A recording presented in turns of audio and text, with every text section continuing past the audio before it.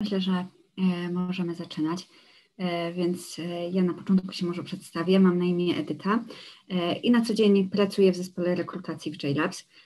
I dzisiaj mam tę przyjemność powitać Was na naszej 63. edycji Talk for Devs, eventu, który organizujemy od 2014 roku. Choć odbyło się tutaj już wiele edycji, to obecna nazwa naszego eventu powstała w 2019 roku, czyli stosunkowo niedawno. Wcześniej mogliście się spotkać z nazwą IT Akademia JLabs. Dlaczego tak? Bo tak naprawdę, kiedy ruszyliśmy z tą inicjatywą, to skierowana ona była głównie do studentów, ale dość szybko okazało się, że nasze prelekcje przyciągają spore grono specjalistów. Zatem też tematyka tych spotkań była już coraz bardziej zaawansowana i w 2019 roku stwierdziliśmy, że może trochę odświeżymy formułę i przy tym zmienimy tę nazwę. Obecnie Talk for Devs to w dalszym ciągu cykl darmowych spotkań, bo zależy nam na tym przede wszystkim, żeby dzielić się wiedzą technologiczną w społeczności IT z każdym, kto tylko jest zainteresowany. W każdym sezonie odbywa się 10 spotkań i póki co wszystkie spotkania realizowane są online. Pewnie po ustaniu koronawirusa wrócimy do takiej formuły z fizycznych spotkań, natomiast na ten moment warto pamiętać też, że wszystkie nasze spotkania są nagrywane. Więc jeśli tylko chcielibyście zobaczyć również poprzednie edycje, to ja serdecznie odsyłam do naszej strony internetowej. Tam spokojnie możecie podejrzeć, jak to odbywało się też wcześniej. No i co, nie sposób tutaj zapomnieć o tym, że no, tak naprawdę nie byłoby Talk for Devs, gdyby nie pomysł dwóch inżynierów, którzy założyli JLabs i dla których skupienie na technologii stało się jedną z firmowych wartości. Chcieli więc też stworzyć w Krakowie taką przestrzeń do dzielenia się wiedzą i pewnie niektórzy z Was kojarzą JLabs, ale dla tych, którzy z nami dowiedzieli się o nas dopiero dzisiaj, opowiem dosłownie w telegraficznym skrócie, czym się zajmujemy. Generalnie działamy w obszarze outsourcingu IT od ponad 12 lat i realizujemy projekty zarówno z obszaru finansów i bankowości, logistyki, telekomunikacji, turystyki czy e-commerce. Na ten moment dla ponad 40 klientów. Działamy w 3 lokalizacjach, jest to Kraków, Warszawa i Monachium. Zależy nam na tym, żeby nasi inżynierowie mieli możliwości wyboru i potem też zmiany projektów w czasie trwania współpracy z nami. Na ten moment na pokładzie JLabs jest ponad 300 inżynierów, a średnie doświadczenie zawodowe naszych inżynierów to jest ponad 7 lat. No i nad sprawną i rzetelną obsługą naszych pracowników, począwszy od rekrutacji poprzez opiekunów czy delivery managerów, a na wypłatach kończąc, czuwa w JLabs 40 specjalistów w back office. Nasze główne specjalizacje to przede wszystkim Java, zresztą samo J w nazwie firmy pochodzi właśnie od Javy. Na inna sprawa, pomysłodawcą JLabs jest nie kto inny jak Java developer. Poza tym realizujemy jeszcze projekty z obszaru frontend developmentu, .NET-a, Pythona, ale też obszary QA czy stanowiska DevOpsowe. Jeżeli chcielibyście dowiedzieć się czegoś więcej o JLabs, to ja odsyłam albo do strony internetowej, ewentualnie możecie dać też znać na czacie, możemy się też umówić na jakiś krótki telefon, powiem więcej co i jak, ale nie o JLabs dzisiaj jest spotkanie, bo plan na to dzisiejsze spotkanie jest taki, że już za chwilę Sławek Sobudka opowie nam o odkrywaniu granic i obiektów i modułów, a po prelekcji będzie też czas na odpowiedzi na Wasze pytania. Dlatego zachęcam Was do zadawania pytań poprzez sekcję Q&A. Tam możecie zadawać je na bieżąco podczas trwania wystąpienia. Odpowiedzi na nie oczekujcie po zakończonej prelekcji. Rozwiązujemy to w taki sposób, żeby też nie zakłócać przebiegu wystąpienia, dlatego też odpowiedzi na te pytania pojawią się już po zakończonej prelekcji. W taki sposób też będziemy mogli sprawnie omówić dzisiejsze tematy. Gdyby pojawiały się jakieś pytania organizacyjne, jakieś sprawy niekoniecznie związane z pytaniami do prelegenta, a pytaniami organizacyjnymi, to możecie też skorzystać z czatu. Ja tutaj postaram się czuwać na bieżąco i na bieżąco odpowiadać na te pytania, tak żebyśmy sprawnie mogli przejść przez to dzisiejsze spotkanie. Ok, no to chyba mamy już wszystko. Zatem teraz już przed Wami wystąpi Sławomir.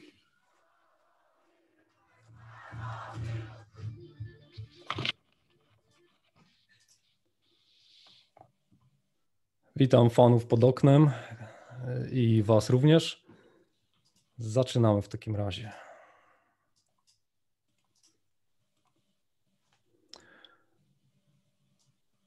Ok, to jest Gwidon. Gwidon po pracy biega sobie i w trakcie biegu zauważył, że boli go jego lewe kolano. Podszedł do tego jak typowy senior backend developer, czyli kupił sobie wiele par drogich butów do biegania, żeby sprawdzić, w których ustąpi mu ten problem. To nie pomogło, więc kupił sobie dużo drogich skarpet do biegania, to też nie pomaga. Obecnie Sławomir jest na etapie, Gwidon jest na etapie wybierania samochodu z automatyczną skrzynią biegów, która ma mu odciążyć lewe kolano. Ale pewnego dnia Gwidon wybrał się do fizjoterapeuty z pytaniem, o co może chodzić, czy mógł mu jakoś pomóc. Na co fizjoterapeuta zapytał go: drogi Gwidonie, czy byłeś może ostatnio u dentysty? Dlaczego też miał zęby, skoro boli mnie kolano? A widzisz, Gwidonie, ponieważ jeżeli masz niedobrze spiłowane plomby, to może się okazać, że twój przyspółczulny układ nerwowy próbuje zniwelować różnicę pomiędzy szczęką górną i dolną, tam gdzie mamy tą plombę niespiłowaną, i w nocy zaciska ci mięśnie, które sterują dolną żuchwą, co powoduje po drugiej stronie równoważenie poprzez napięcie szyi i tak dalej. Idąc, wiecie, po tych białych błonach powięziowych, największa błona idzie sobie od czoła, od oczu tutaj do tyłu, aż do dużego palca, taką spiralą po nodze, aż do dużego palucha w stopie. Więc ta sekwencja napięć może na przykład chronić prawe kolano, które jest uszkodzone, przenosząc napięcia przez biodro na lewe kolano i dlatego ono go właśnie boli. No ale nie o tym dzisiaj. Dzisiaj chciałem pogadać z Wami o granicach. Granicach od mikroskali, od poziomu klas, aż do poziomu modułów. I zobaczymy, jak źle wyznaczyć te granice, jakie są konsekwencje tych złych granic, a później jeszcze raz przejdziemy sobie od końca, od porządnej analizy, zbierając informacje przy pomocy brainstormingu. To jest technika tylko do zbierania informacji. Następnie będziemy je analizować poprzez strategiczny domain-driven design po to, żeby wyznaczyć sobie dobre granice na poziomie architektury i na samym końcu na poziomie klas. Żeby przejść cały tok rozumowania, weźmy sobie na tapet. Tapet to jest taki stół do obrad, a nie tapeta, czyli ozdoba na ścianie. Takie wymagania. Wyobraźmy sobie, że my coś sprzedajemy, nieważne co, i tam trzeba zapłacić za te rzeczy, więc podczas zakupu sprawdzamy, czy klient posiada dostateczną ilość środków płatniczych. Jeżeli nie posiada, to nie może dokonać zakupu. I te środki doładowujemy w formie prepaid, czyli wcześniej sobie kupujemy prawdziwą walutą, naszą walutę wirtualną, tutaj wewnętrzną, jakąś eurogąbkę czy coś takiego.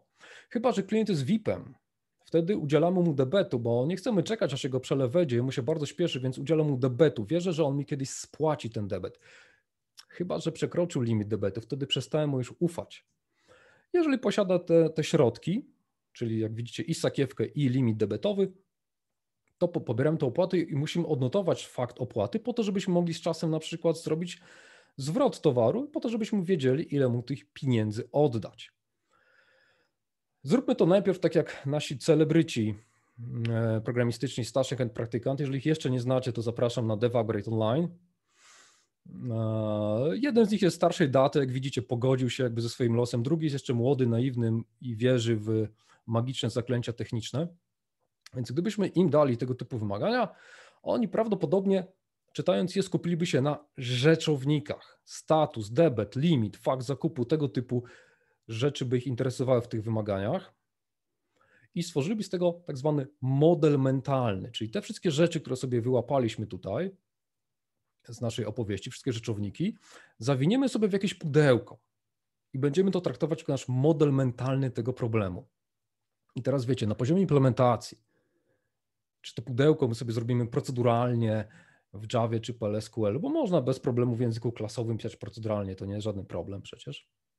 czy funkcyjnie, będziemy mieli jakieś funkcje, jakieś wartości sobie tutaj wymodelujemy i będziemy się strasznie cieszyć z tego, jak te wartości są niemodyfikowalne, a funkcje nie mają efektów ubocznych, jest to strasznie zmieniające wszystko, czy będziemy obiektowo programować, gdzie sobie tak naiwnie te wszystkie pola zgrupujemy w jakąś klasę, a metody to gdzieś na boku util, manager, helper, common base 17 klasa nam ogarnie. Nie ma to znaczenia, jak my to zaimplementujemy. Chodzi o model mentalny na poziomie worka z rzeczownikami. Tego typu tok rozumowania chciałem tutaj pokazać. Na początku będzie wszystko działać. Jak mawia klasyk, very nice, great success, my friend. Oczywiście część z Was, jak za chwilę zobaczycie rozwiązanie, które może nam wyjść z tego typu toku rozumowania, powiecie, panie, tak to sobie można lepianki z krowiego łajna robić gdzieś tam w Afryce, tak się kodu nie pisze i nie projektuje się tak systemów. Ja rozumiem, że wymagania mogą być tak trywialne, że od razu widać, że tak byśmy tego nie zrobili, ale może być sytuacja, gdzie przy trochę innym sformułowaniu tych wymagań nie byłoby tego tak jasno widać, więc ja chciałem tutaj bardziej się skupić na samym toku rozumowania, jak można go poprowadzić ku klęsce, a jak inaczej, żeby wyszło troszeczkę lepiej. Więc skupmy się bardziej na toku rozumowania, a nie tam na jakimś konkretnym przykładziku. Więc pierwsze takie naiwne podejście do tego całego problemu mogłoby wyglądać w taki sposób. Mamy to tak zwaną boską klasę, która wszystko wie, wszystko potrafi i wszystkich zna. Mamy te nasze rzeczowniki, status, debet, ile mam pieniędzy, historia zakupowa w jednej pulpie, w jednej klasie. Mamy jakieś niby metody biznesowe, sprawdzamy, czy mnie jest stać na jakieś wydatki, doładowuję konto, pobieram opłatę, doładowuję konto i zmieniam sobie status. No i jaki problem ma taki kodzik? No przede wszystkim jest tutaj brak kohezji. Mierzycie sobie kohezję, dajcie znać w komentarzach, czy mierzycie sobie, to się da automatycznie mierzyć. Widać na przykład, że pewne grupy pól, jak status i debet, są używane w pewnych grupach metod, a inne grupy pól, jak na przykład historia płatności, w ogóle jest nieistotna przy sprawdzaniu, czy jest stać, czy nie jest stać. Więc mam tutaj brak kohezji, mam tutaj ewidentny wzrost dwóch grup danych, które służą do zupełnie osobnych podzbiorów reguł i niezupełnie niepotrzebnie zostały zgrupowane w jednej klasie. Kodzik jest oczywiście słabo testowalny, dlatego że w tej klasie mamy dostęp do jakiegoś repozytorium konfiguracji i gdzieś sobie w tym miejscu pobieramy, jaki jest maksymalny limit debetu. Ci z Was, którzy w życiu mokowali repo czy DAO, które zwraca moka czegoś, dobrze wiecie, jak bardzo obniża to rigicz w naszej branży i pojawia się smuteczek i jakieś takie przemyślenia depresyjne. To jest znak, że na pewno coś źle robimy, jeżeli musimy mokować repo albo DAO. Dalej kodzik jest smutny, mamy tutaj masę wcięć i jakiś znak mniejszy, większy, coś można łatwo pomylić. W którą stronę? Przecież to jest, nie wiadomo o co chodzi w tym wszystkim. Oczywiście on odzwierciedla wcięcia z wymagań. Mamy tutaj język dziedzinowy, więc no, czego się można przyczepić? Przecież on odzwierciedla 1:1 tekst wymagań. Dalej technicznie mamy problem z lazy loadingiem, bo za chwilę ta historia płatności będziemy musieli ją pobierać i zamuli nam cache pierwszego i drugiego poziomu w naszym ulubionym ORM-ie i będzie często potrzebna tylko do pewnych konkretnych przypadków, zupełnie potrzebnie będzie nam tutaj wisiała i z czasem będzie sobie rosła, będziemy chcieli sobie na przykład anulować tylko płatność numer 917, zupełnie niepotrzebnie pobierzemy całą kolekcję płatności bez sensu totalnie. Co możemy z tym zrobić? Możemy podejść do tego problemu bardzo lokalnie, taki lokalny refaktoring możemy sobie tutaj dokonać. Będę chciał Was dzisiaj przekonać do tego, że o ile tego typu refaktoring jest super ważny, to wciąż on niewiele zmienia tak naprawdę, patrząc sobie szerzej na nasz problem. No bo co to się stało? No przede wszystkim limit debetu został wstrzyknięty poprzez konstruktor. Nie mamy już takiego smutnego zjawiska, że pobieramy sobie to z jakiegoś repo. Okej. Czy to jest dobry refaktoring? No bardzo dobry, nie muszę mokować, ale czy na pewno? Popatrzcie, ja teraz gdzieś indziej, w innym miejscu w moim systemie będę musiał pilnować, żeby status, w którym jest klient, odpowiadał temu, jaki limit debetu klient ma tutaj wstrzyknięty, czyli nagle mam coupling wyciągnięty poza tą klasę w miejscach, w których ja nie mam pojęcia. To wcale nie musi być dużo lepszy kierunek refaktoringu, bo mam coupling w miejscu, w którym nic nie wiem. Mamy tutaj klasę client opartą na value objectach, ona nie jest value objectem, w tej nazwie chodzi, że ona jest oparta, czyli już takie te smutne ifologie, walidacje, takie rzeczy zamieniliśmy sobie na super fajne metody w niemodyfikowalnych value objectach, plus, minus i tak dalej, great success oczywiście, ale dalej wisi nam tutaj historia płatności, mamy brak kohezji, troszkę lepiej. Oczywiście ktoś może powiedzieć, panie, po co pan robisz jakiś status? Po co w ogóle masz pole limit debetu, skoro nie każdy typ klienta ma jakiś limit debetu? Dlaczego wszyscy klienci mają to pole? To jest niepotrzebne. Zróbmy sobie tutaj dziedziczenie. Dobry pomysł? Co wy na to? No bo teraz tylko w klasie dziedziczącej dodaję sobie pola limit debetu i ile jesteś na debecie. Nadpisuję sobie metody Kenneth Chart, top up, które biorą pod uwagę ten limit debetu. No i jesteśmy w domu. Ma to sens? No niestety nie, dlatego że tego typu myślenie prowadzi bardzo szybko do eksplozji kombinatorycznej, bo mogę sobie wyobrazić, że będą inne reguły wpływające na ten limit debetu, nie tylko twój status, ale też twoja historia płatności, historia zakupów z ostatniego kwartału, kim jest twoja babcia i tak dalej.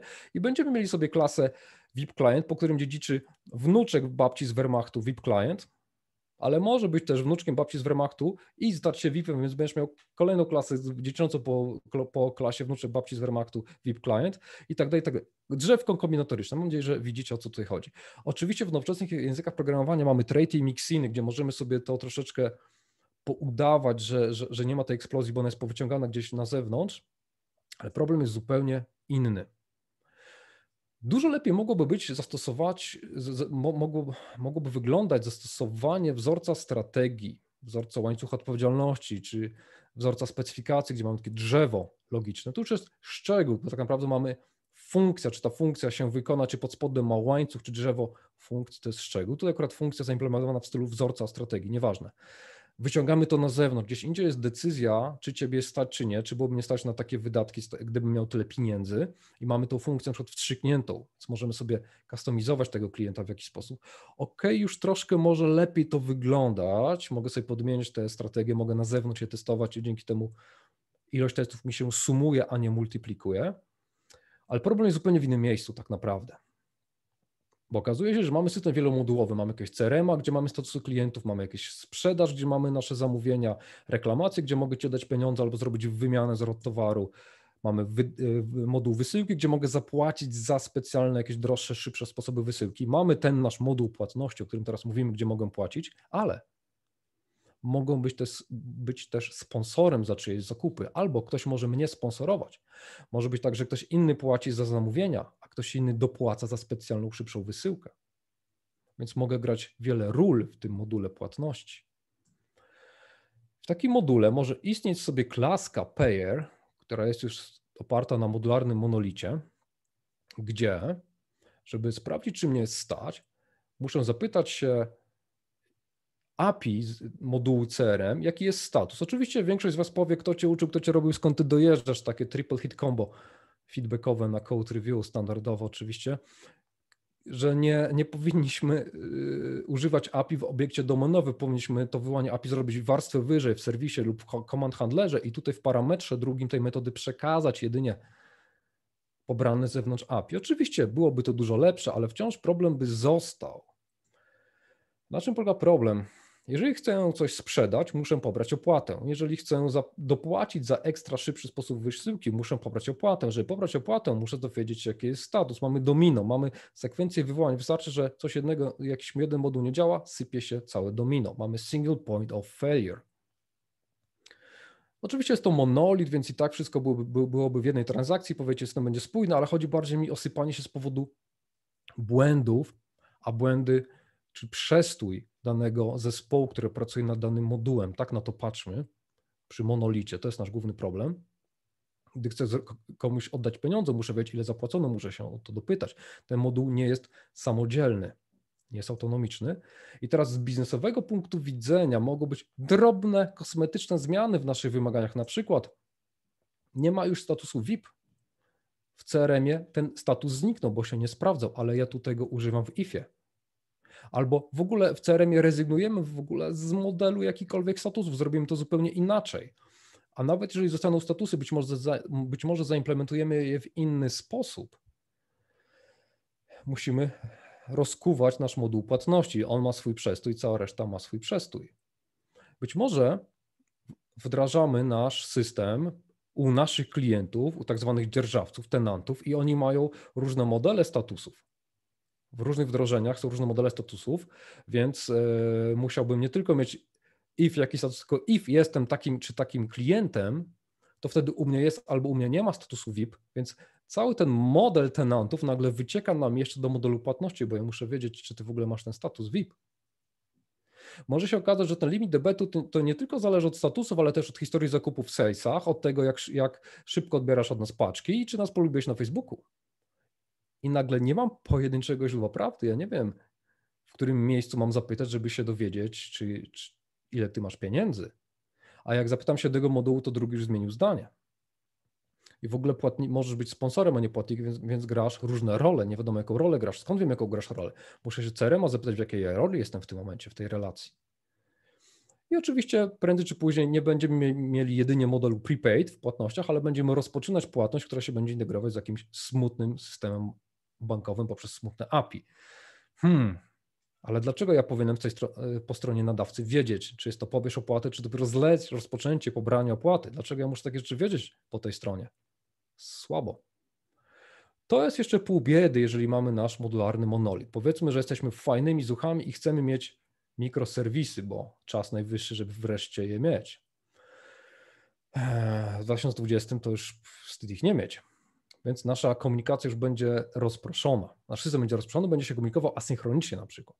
I tutaj nasze problemy troszeczkę się zmieniają, bo nie wiem, czy wiecie, wasz management uczestniczy prawdopodobnie w konferencjach Management IT w managemencie, tego typu rzeczy, gdzie przychodzą sprzedawcy clouda i mówią, słuchaj, zespoły muszą być autonomiczne. Jak zespoły będą autonomiczne, będą wytryskiwać innowacyjnością. I autonomia jest niezbędna do innowacyjności, bo wtedy zespoły nie wchodzą w sobie w drogę. Jak jeden pracuje nad swoimi eksperymentami i wytryskuje innowacyjnością i drugi mu nie przeszkadza. Drugi w swoim czasie pracuje nad eksperymentami i wytryskuje w swoich momentach innowacyjnością. Jeżeli nie słyszeliście tego typu argumentacji, polecam. Ona jest jak najbardziej słuszna. Autonomia jest bardzo ważna, bez niej nie ma możliwości, żebyśmy mogli cokolwiek tutaj podziałać innowacyjnie, ale sprzedawca clouda ogranicza się tylko do tego, że rysuje kreskę i będzie tutaj jakaś komunikacja, natomiast nie wchodzi w szczegóły, jak ta komunikacja wygląda. I niestety w tych szczegółach tkwi sam Uber diabeł, bo bardzo ciężko będzie powiedzieć, gdzie jest tak zwane źródło prawdy w systemie rozproszonym. Ja muszę w tym module zapytać się wielu innych modułów, żeby pozbierać cząstki informacji od nich. Ten moduł może mieć awarię, ma mieć przestój, może mi działać jeszcze na starym modelu, bo oni są zwinni, a ci są zwinni jak świnki w błocie i co pół roku są na produkcji, a ci są co 15 minut i w sumie jesteśmy na produkcji co pół roku. Jakieś feature switche musimy dodawać masę złożoności przypadkowej do całego tego rozwiązania. Jeżeli zmienią się reguły procesu biznesowego, że są troszkę troszkę inaczej wygląda logika mówiąca, czy ciebie stać, czy nie, to ja muszę rozwalać w każdym module, ale każdy moduł ma swoje cykle wydawnicze oczywiście, bo nie musi być tak super zwinny na razie. Bardzo smutna historia, gdzie część z naszych klientów na projektach ratunkowych ma problem w ogóle z postawieniem środowiska deweloperskiego na aluminiowych laptopach. Tam już nagle nie da się ramów lutować i okazuje się, że wszystko jest ze sobą tak mocno powiązane, że trzeba 30 mikroserwisów postawić, tam już ramu brakuje na nasze kontenery, a w ogóle wyśledzenie, gdzie jest fail, tracing, monitoring, no jeszcze jest niezrobiony i ciężko w ogóle stwierdzić, gdzie się to wysypało. Dlaczego tak jest? Ponieważ bardzo często na poziomie korpo analizy i korpo architektury mamy kreskę i to będzie komunikacja. No jasne, że będzie komunikacja, czego się spodziewaliśmy. Ale pytanie, jak my się komunikujemy jakościowo? I przykładowo, będzie takie zdarzenie, zmienił się status klienta. CRM mówi, zmienił się status klienta. I payment powinien to zareagować, żeby sobie przeliczyć te limity debetów. Czy to jest dobre zdarzenie? No nie za bardzo, bo ono zdradza, że w ogóle są jakieś statusy. Na pewno trudno, godzimy się z tym, statusy niech będą, ale teraz zmienił się status. No to przekazujemy ID klienta i ten nowy status, na przykład VIP. Ale słuchajcie, klient awansował, czy miał degradację statusu, bo od tego zależą reguły tutaj. Nie wiadomo, czy był awans, po prostu była jakaś zmiana. To jest zdarzenie bardzo krudowe, niskopoziomowe, tak jak gdyby trigger z bazy danych. Bo popatrzcie, czym się różni takie zdarzenie od triggera w bazie danych? Śmiejemy się z naszych dziadków, debenazji, że programowali na triggerach w bazie danych, ale my robimy dokładnie to samo w Kafce, tylko 15 warstw wyżej. To jest to samo. Ktoś powie, trzyma mnie oranżadę, nie wiesz jak to się robi, przekazujesz stary status i nowy status w tym zdarzeniu. Będziesz wiedział tutaj, czy był awans, czy degradacja.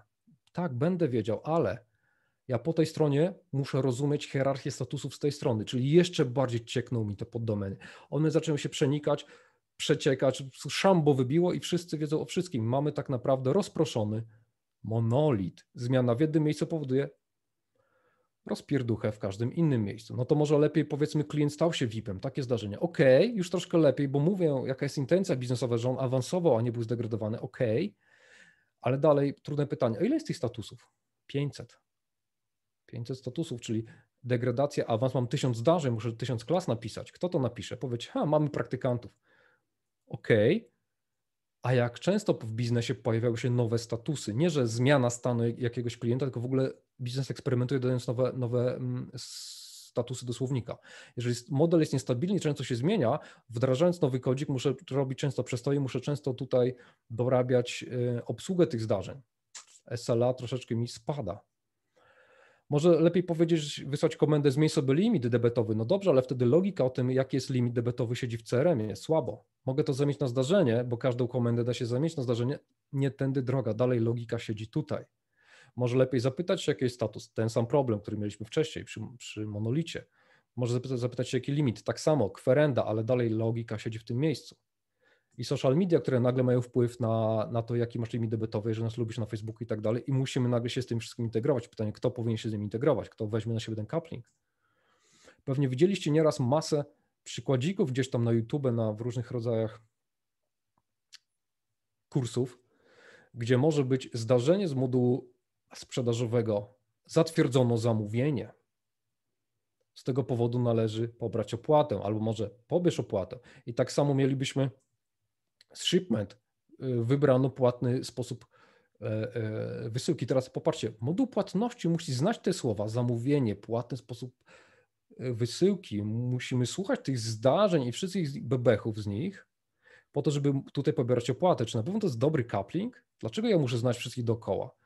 Byliście kiedyś w sklepie, jak się rozmawia z kasjerem? Gotówka czy karta? Paragon czy faktura? Jego nie obchodzi, czy był tuning samochodu, czy była naprawa, czy cokolwiek innego, nieważne. To jest zupełnie inna poddomena. Dlaczego to słownictwo tutaj cieknie? Nie ma takiego powodu zupełnie. A jeżeli jest, to może granica źle postawiona. Jest masę pytań, teraz pytanie, w jaki sposób odpowiedzieć sobie na nie, być może jeszcze czegoś tutaj tak naprawdę brakuje w tej naszej architekturze, w tej modularyzacji, czego nie było tak łatwo widać na pierwszy rzut oka, patrząc jedynie na kreski, bez analizy konkretnych sygnałów, jakie są tutaj przesyłane.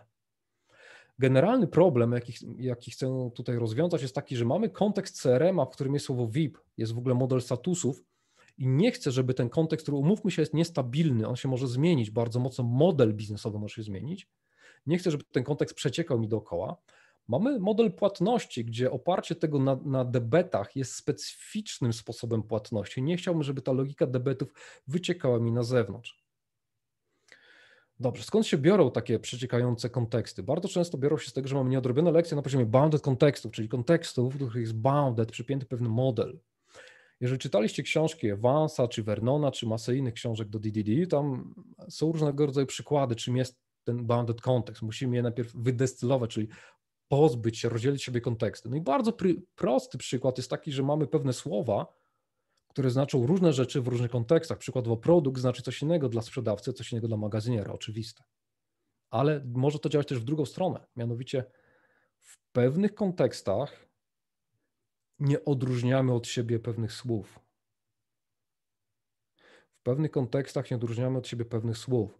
Być może spotkaliście się z przykładem dostępności, który jest mocno eksploatowany w różnych tam kursach, który gdzieś tam kiedyś przygotowałem, ten przykład, gdzie z punktu widzenia, czy coś jest dostępne, czy nie, nie ma znaczenia, czy my rozmawiamy o hulajnodze, czy o pokoju w hotelu, czy o skrytce w paczkomacie. Jest pytanie, czy jest dostępny, czy nie. Dlaczego jest niedostępny? To jest inny temat. Po prostu jest niedostępny, z jakiegoś powodu jest zajęty albo jest maintenance jakiś, nie mogę tego użyć. Klient ma jakiś scoring, ten scoring będzie wpływał na to, ile ma kredytu, ale też jak go obsługuję w dziale reklamacji, jaki papier używam do korespondencji z nim.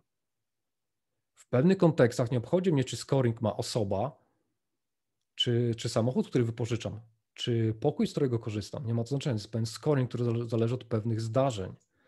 Więc w tym kierunku będziemy szli. W pewnych kontekstach pewne słowa są od siebie nieodróżnialne, więc musimy je wydestylować, a następnie zmapować, co jest czym. I często ta analiza kontekstów jest zrobiona troszeczkę naiwnie, tak jak sobie patrzymy, i żebyśmy się dobrze zrozumieli na potrzeby tej prezentacji.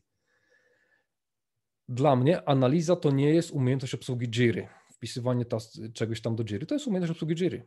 Analiza to nie jest zbieranie, bo zbiera się grzybki do koszyczka w lesie, to jest umiejętność zbieractwa. Analiza to nie jest zbieranie. Analiza to jest formatowanie tekstu, czyli dodawanie bulletów. Analiza to jest transformacja tekstu, na przykład w strukturę user story.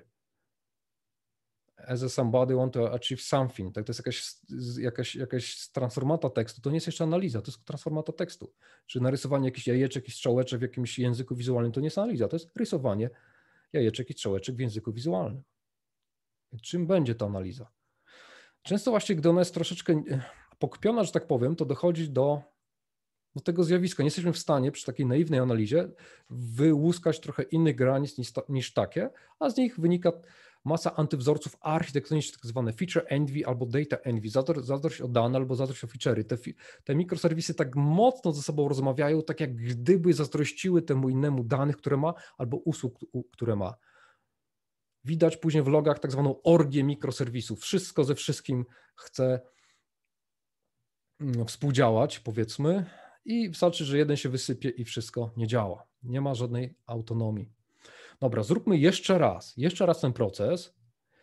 Zacznijmy od event stormingu, który tutaj będziemy traktować jako technikę do zbierania informacji, do tego, żeby porozmawiać z osobą nietechniczną i wyciągnąć z jej głowy, co ona myśli. To jest technika do prowadzenia rozmowy. Ja chcę wyciągnąć informację. Następną informację włożę w techniki analityczne z rodziny strategicznych technik Domain Driven Design. Chcę przeanalizować to, co się dowiedziałem i znaleźć ten pewien porządek, którego na pierwszy rzut oka nie widać. Muszę to poddać analizie i z tego wyniknie mi architektura strategiczna. A następnie włożymy to w techniki taktycznego DDD, z których wyniknie nam projekt naszych modułów i implementacja klas. Więc bardzo ważne, ja muszę zebrać informacje, żeby móc je analizować. Bardzo często skupiamy się tylko na zbieraniu bez analizy albo analizujemy coś, co jest naszym urojeniem bez sensownej weryfikacji, czy ja to dobrze zebrałem. Więc zacznijmy sobie od event stormingu na poziomie procesowym. Event storming ma 3 poziomy. Big picture, procesowy i tak zwany taktyczny. Nas będzie tutaj interesował tylko procesowy. Gdyby kogoś interesowało trochę szerzej temat stormingu, polecam Wam tutaj tą prezentację mojego skromnego autorstwa, gdzie mam 2,5 godziny wywodu, jak robić storming, na co uważać, jakie są krytyczne różnice, które robią różnicę. My to już nie będziemy tego wyjaśniać, bo nie mamy na to czasu, więc skupimy się już na wyniku stormingu i tym, jak czytać z niego informacje, jak je analizować. Natomiast pominiemy ten etap, jak ten storming dobrze zrobić, żeby te informacje tam się pojawiły. Znaczy pokażę Wam jedną krytyczną technikę, natomiast więcej szczegółów tutaj będzie w tej prezentacji. Dobrze, bardzo ważna rzecz, jak czasem patrzę na zespoły, które robią taki storming, czy jakieś różnego rodzaju YouTube'y, które pokazują, jak to się robi, tam nie ma jasno i wyraźnie postawionego celu, z czym ja chcę wyjść. I widzę takie sesje jako facilitator, gdzie IT skacze przy ścianie, czy na Miro przylepia karteczki, stoi biznes i tak patrzy, no i co z tego, ale o co chodzi? I mamy kolorową ścianę, ale co chcesz osiągnąć?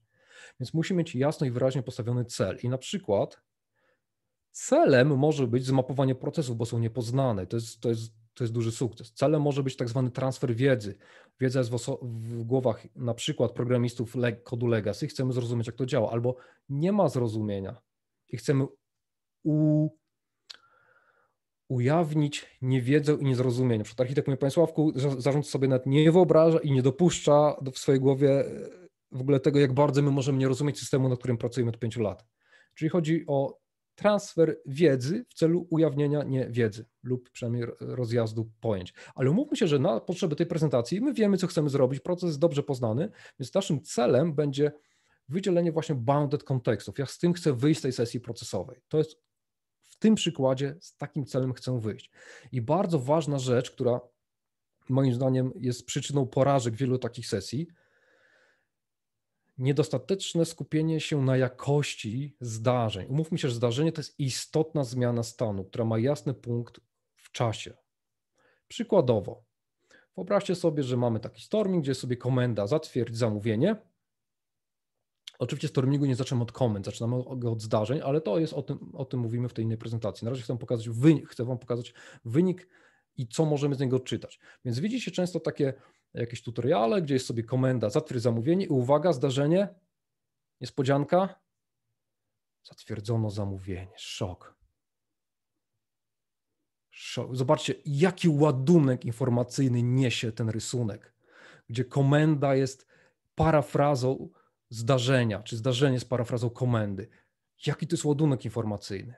Zero, dokładnie zero. Z teorii informacji Shannona zero informacji to niesie. Informacja to jest coś, czego się nie spodziewałem. Jeżeli czegoś się spodziewałem, to ma zero wartości informacyjnej. Zatwierdź zamówienie i w wyniku zatwierdzono zamówienie. A czego się kuźwa spodziewałeś, zapytałbym. To nie jest dobry event storming. Zarezerwowano wysyłkę. OK, to jest jakiś podproces raczej, to nie jest konkretne zdarzenie. Pobrano opłatę. OK, to jest jakiś podproces pobierania, ale jak ją pobrano? Dużo lepiej zapytać, jeżeli już mamy takie wysokopoziomowe zdarzenie, które nic nam nie mówią, bo zobaczcie, to nam moduluje de facto status w bazie danych, ale ja nie chcę na stormingu procesowym modelować struktur w bazie danych albo odtwarzać, jak teraz w bazie danych jest to zrobione, więc będę pytał pytania facylitujące, zanotujcie sobie, dlaczego to się zmienia, kto to zmienia, po co to zmienia, jaka jest konsekwencja tej zmiany, czy ja zmiany mogę wycofać, czy ja zmiany mogę powtórzyć. I dla każdego zdarzenia powtarzam dokładnie te same pytania jak szympans. Tu nie ma naprawdę jakiegoś wyrafinowania intelektualnego. Więc pytam, dlaczego jest ważne, że zatwierdzono zamówienie? Ktoś powie, bo blokujemy itemy na magazynie. I super, i dla mnie to jest ważne zdarzenie biznesowe, bo ma wpływ na przykład na inne procesy biznesowe lub na instancje tego samego procesu, ale u innego klienta. To jest ważne zdarzenie. Ktoś mówi, co my mrozimy ceny, na parę dni mrozimy ceny po zatwierdzeniu, bo ceny się często zmieniają, ale w momencie zatwierdzenia zamówienia te ceny są jakby skserowane. Okej, to jest ważne zdarzenie biznesowe, coś się faktycznie zmieniło. Jak pobieracie opłatę? No ściągamy do zera, jak brakuje, to ściągamy debet. Czasem jest to niemożliwe. Okej, to jest już troszkę głębsza analiza i to będzie mi potrzebne do dalszych kroków. A nagle ktoś z innego działu przychodzi i mówi, wiesz co, to jest bardzo ważne, ile klient wydaje pieniędzy kwartalnie, bo to wpływa na reputację, a dla mnie reputacja jest bardzo ważna. Czy nie dobrze to wiedzieć? Dobra, kolejny podprocesik. Jest komenda, zmień status klienta, zgadnijcie, jakie zdarzenie można tutaj zaproponować. Niesamowite odkrycie biznesowe, zmienił status klienta, znowu modelują bazę danych. Zmienił się z tego powodu limit debetowy. To już troszkę lepsze zdarzenie. Ale ktoś powie, nie, dla mnie tak naprawdę reputacja jest ważna, bo ja od reputacji uzależniam limit debetowy. Ciekawe. Doładuj portfel. Zmieniła się kwota na portfelu, niesamowite zdarzenie. Kto by się spodziewał? Może lepiej, ale jak się doładowuje konta? Co jeżeli był debet? No to najpierw spłacamy debet, a później nadwyżka zostaje na koncie. Zawsze? No nie, czasem klientom opłaca się być na debecie z różnych powodów. To bardzo ciekawe. I to, ile masz pieniędzy, nadwyżki na koncie wpływa na twoją reputację, mówi ktoś z innego działu. To jeszcze bardziej ciekawa sytuacja. Więc zobaczcie, to wszystko nam się może udać, tak, dojście do boundu kontekstu, jeżeli skupiam się na istotnych zmianach stanu. I teraz krokiem pośrednim do boundu kontekstów, który polecam odrobić, są tak zwane poddomeny. I bardzo ważna różnica. Poddomeny to jest coś, co istnieje w świecie rzeczywistym i czasem jest splątane i nie widać tego, a bounded kontekst to jest to, co my jako modelarze proponujemy. I możemy na różne sposoby zaproponować sobie modele naszych poddomen. Jak odkryć te poddomeny? Najprostsza technika, ale najbardziej skuteczna i efektywna. Zadajcie sobie pytanie, na jakie główne pytania chcesz dostać odpowiedź z tego systemu. I ja osobiście oznaczam je takimi fiszkami małymi na ścianie, takim jak się oznacza rozdziały w książkach, a na Miro w formie elektrycznej oznaczam mniejszymi karteczkami. Więc proszę, biznes, słuchajcie, na jakie główne pytania chcecie dostać odpowiedź? Na przykład, jaka jest reputacja klienta? W takim razie zaznaczcie mi zdarzenia, czyli po mojemu zmianę stanu, która ma wpływ na tą reputację. No i oczywiście zdarzenia typu, że zmieniała się reputacja, oczywiste, no-brainer. Ale ktoś powie, wiesz co, dla mnie jest bardzo ważne, jakie itemy blokuje dana osoba. To ciekawe, dlaczego? Wiesz co, bo jeżeli są to rzeczy dla dorosłych, to ja dużo wiem o tym człowieku. Albo jeżeli blokuje itemy, ale później ich nie kupuje, taki męczybuła, to ja też w specjalny sposób go będę traktował, bo on nie doprowadza do transakcji, tylko zamraża mi stany magazynowe. To jest ważne dla reputacji. To ciekawe. Jakie jeszcze inne pytanie? Na przykład, czy płatnik posiada dostateczną ilość pieniędzy? Okej, co na to wpływa? No oczywiste, że doładowano konto, spłacono debet, to jest oczywiste. Dobrze, dalej kolejna heurystyka, alternatywne wejścia i wyjścia z procesu biznesowego. Możemy je oznaczyć strzałkami. Więc będę pytał, słuchaj, ale po co ty tą reputację chcesz zmienić? To jest po to, żeby wpływało na limit debetowy, tak? Tak, ale jeszcze jest mi to potrzebne w innych miejscach, na przykład w module reklamacji, bo to wpływa na to, jak obsługujemy daną osobę. Na przykład HAMA obsługują osoby specjalnie wyszkolone w obsłudze HAMów. Okej, a po co doładowujecie konto? Żeby płacić zamówienia, tak? Tak, ale też z innego powodu, na przykład po to, że dokupujemy sobie lepszą tam jakość obsługi i tak dalej. Są inne powody, żeby za coś zapłacić. Okej, jasne. I teraz mając tak wyciągnięte poddomeny, zaczynam szukać bounded kontekstów. I taka najprostsza zasada, bo bounded konteksty to coś, co ja wymyślam i chcę sobie ułatwić pracę później, gdy będziemy robić architekturę tego systemu, i chcę mieć tak zwane źródło pojedynczej prawdy, czyli chciałbym mieć odpowiedź na każde ważne pytanie biznesowe, tak jak sobie wybrałem wcześniej, w jednym miejscu, żeby nie było ściągania danych z 50 mikroserwisów, żeby odpowiedzieć sobie na jedno ważne pytanie biznesowe. Będzie po prostu kłopot z tym systemem. Możecie sobie to wyobrazić jako taką spójność transakcyjną, bo wiadomo, w systemie rozproszonym nie mam transakcji rozproszonych, tego się już raczej nie robi. Dobrze, w takim razie wyciągamy sobie nasze poddomeny biznesowe i na razie 1 do 1 tłumaczymy je na bounded konteksty. To nie musi tak być, ale takie naiwne podejście 1 do 1 na razie będzie ok. Więc ewidentnie widzę, że jest poddomena płatności, było ją wcześniej też widać, ale nagle odkryliśmy poddomenę reputacji. Ale odkryliśmy ją, zobaczcie, tylko dlatego, że zeszliśmy do takich głębszych zdarzeń, co się naprawdę istotnego zmieniło, bo gdybym, popatrzcie, operował na takich, no jakiego tutaj użyć słowa delikatnego, nieroztropnych zdarzeniach typu zatwierdzono zamówienie. Co ja się dowiem, do jakiej to poddomeny należy? No nie za bardzo, to jest jakaś zmiana statusu w bazie danych, ale dzięki temu, że zeszliśmy do mięcha, do konkretnej zmiany stanu istotnego w biznesie, ale to jest tak naprawdę istotna zmiana w kodzie pod tytułem skopiowanie jakichś obiektów, podstawienie pod jakieś ważne pole w klasie czegoś, wykopiowanie nowego value objectu, wpis do bazy danych, można też tak o tym myśleć. Coś istotnego się zmieniło w systemie. Istotnego, a nie że status. Status jest nieistotny, ponieważ jest to czysty fabryka, to jest urojenie techniczne, które nie ma żadnego odzwierciedlenia w biznesie. Jeżeli biznes mówi statusami, to dlatego, że tak się nauczyło od IT, ale to nie istniało wcześniej prawdopodobnie w ich żargonie. I mamy płatnika, który ma limit debetowy w szczególności zerowy, ma saldo w szczególności ujemne, ale on nic nie wie o żadnych statusach VIP i takich tematach. Mamy reputację, która ma jakiś scoring i tutaj oparliśmy o archetyp partycypanta. To nie jest impreza, tylko partycypant relacji. Za chwilę wyjaśnię w dalszej części, o co chodzi. Jest jakiś scoring, ale on nic nie wie o żadnych limitach debetowych. I teraz pojawi się jeszcze temat mapowania kontekstów. Jest tam 7 strategii u Evansa w DDD, natomiast tak technicznie będziemy się zastanawiać, czy ja będę słuchał zdarzeń z zewnątrz, których? Tych niebieskich, coś się stało, bo to wpływa na reputację. Czy bardziej to inne moduły będą do mnie wysyłały komendę, zmień sobie reputację. Jeżeli poszedłbym w stronę komend i obsługiwał komendę, zmień sobie reputację, no to musiałbym algorytmikę liczenia reputacji mieć w tych innych modułach. Jak mi się zmienia ta logika, muszę rozwalić wiele modułów, ale nie będą na prodzie w tym samym momencie. Dalej, co by było, gdyby reputacja zależała od kilka modułów, brałoby pod uwagę swoje dane. Na przykład, jeżeli 7 razy zrobiłeś to moja reguła się nie liczy, te moduły musiały ze sobą rozmawiać. Więc dużo lepiej będzie jednak słuchać zdarzeń z zewnątrz. Zablokowano itemy, doładowano konto i tak dalej, bo to ma wpływ na reputację, ale koszt jest taki, że ten moduł reputacji musi znać te wszystkie słowa z zewnątrz. Te słowa przeciekają do niego.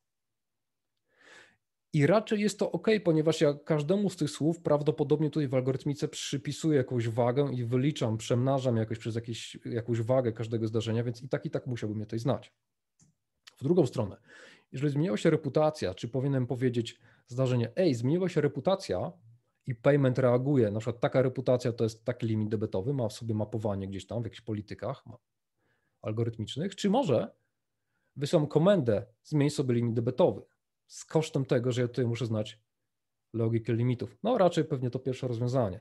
Nie jestem do końca pewien, musielibyśmy to zwalidować, ale jeżeli byłoby wielu słuchaczy zmiany reputacji, bo reputacja wpływa też na inne moduły, no to oczywiście, że zdarzeniem. Po czym jeszcze to poznać? Zobaczcie, jeżeli widzę proces biznesowy rozbity na drobne zdarzenia takie istotne i oznaczę je sobie, na jakie główne pytanie mi odpowiadają te zdarzenia, to mogę zobaczyć, że na przykład styk mam tylko w jednym miejscu. Te dwa procesy biznesowe, zmiana reputacji i płatności, stykają się tylko w jednym punkcie. Czyli raczej jest to wyjątek niż reguła. W takim razie wiem, że technicznie, jeżeli zrobię sobie dwa osobne moduły, wdrożę je jako dwa osobne mikroserwisy, czyli doprowadzę do komunikacji zdalnej, to będę miał jeden punkt styku. Będę miał mało komunikacji między nimi. Czy mało? Widzę czasem takie architektury, gdzie na przykład architekt policzył, no mam tylko 5% komunikacji wychodzącej i 95% komunikacji jest wewnętrznej, więc chyba to jest dobry podział na moduły, tak? Niekoniecznie. Może być tak, że jest jedno jedyne zdarzenie między modułami i jest jeden problem, jest 100 000 tych zdarzeń na sekundę. Więc ilość zdarzeń, jaka jest na styku, jest ważna, ale też ilość, ile tego się wydarza, instancji. Jeżeli na przykład widzimy, że tych doładowań nie jest tak dużo, to nie będzie mocno bolesne na poziomie architektonicznym. Natomiast gdybyście zobaczyli na stormingu takie zjawisko, że są dwa pytania biznesowe, ale praktycznie większość zdarzeń, które zmienia stan, który ma wpływ na te dwa pytania, to są te same zdarzenia, to by nagle znaczyło, że my, słuchajcie, mówimy tak naprawdę o jednej poddomenie biznesowej, tylko są dwa pytania pytające od innej strony o to samo. Na przykład, ile coś kosztuje i ile mam prowizji wypłacić twórcy tej rzeczy. Jeżeli koszt wynika z umowy z twórcą i nagroda dla twórcy wynika z umowy z twórcą, to jest to samo pytanie. Są te same reguły i te same dane się zmieniają, żeby odpowiedzieć na dwa pytania. Ile to kosztuje, ile ty masz nagrody.